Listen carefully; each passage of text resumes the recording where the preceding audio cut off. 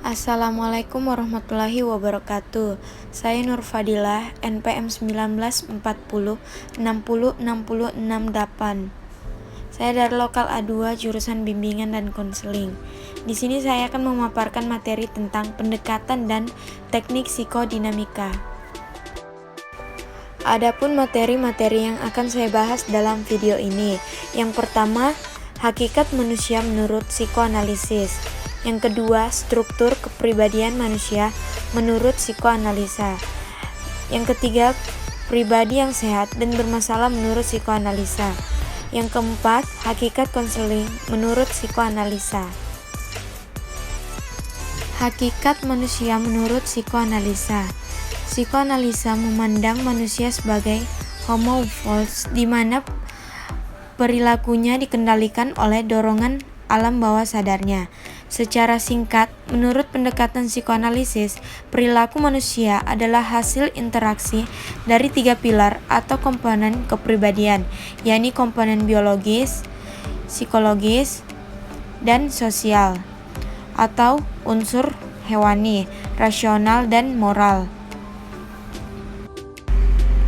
Struktur kepribadian manusia menurut psikoanalisa, yaitu merupakan struktur yang kita bawa sejak lahir dan berisikan semua potensi bawaan, termasuk naluri-naluri yang umumnya tidak kita sadari.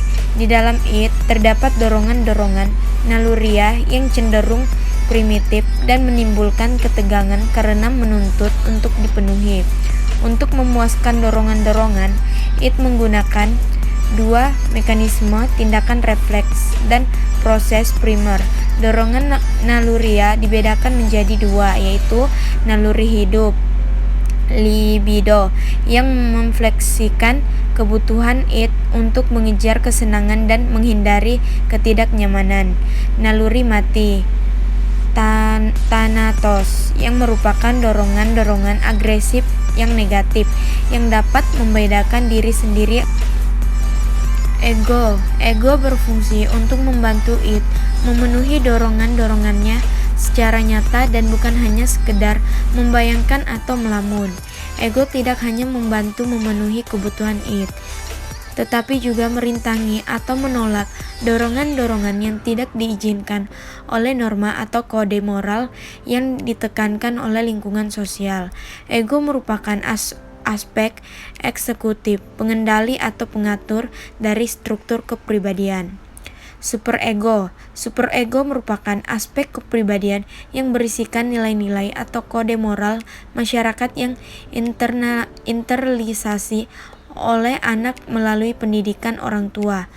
Manusia yang mengikuti arahan superegonya cenderung bisa menyesuaikan dirinya dengan baik, namun mungkin menderita karena banyak dorongan kesenangan yang tidak terpuaskan. Sebaliknya, manusia juga kurang mendengarkan superegonya cenderung bisa memuaskan dorongannya, tetapi seringkali ditanggapi rasa bersalah, malu, dan cemas. Pribadi yang sehat dan bermasalah menurut psikoanalisa. Pribadi sehat. Yang pertama, kepribadian yang sehat menurut Freud adalah jika individu bergerak menurut pola perkembangan yang ilmiah. Kedua, kesehatan mental yang baik adalah hasil dari keseimbangan antara kinerja superego terhadap it dan ego.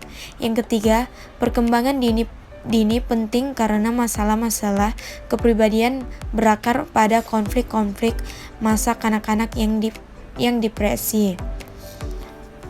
Pribadi bermasalah.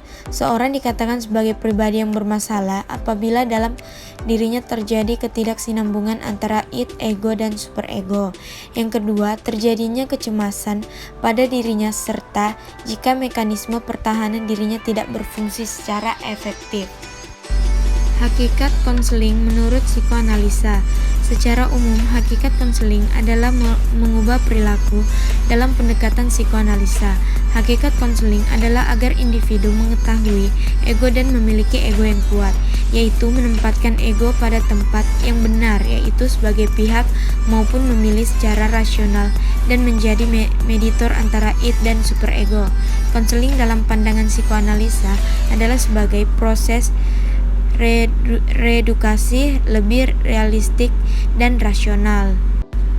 Tujuan konseling adalah mengubah perilaku dalam pengertian yang sangat luas. Dalam pandangan psikoanalisa, tujuan konseling yaitu agar individu mengetahui dan memiliki ego yang kuat. Sekian pemaparan materi saya tentang teknik dan pendekatan psikodinamika. Kurang dan lebihnya mohon dimaafkan. Wassalamualaikum warahmatullahi wabarakatuh.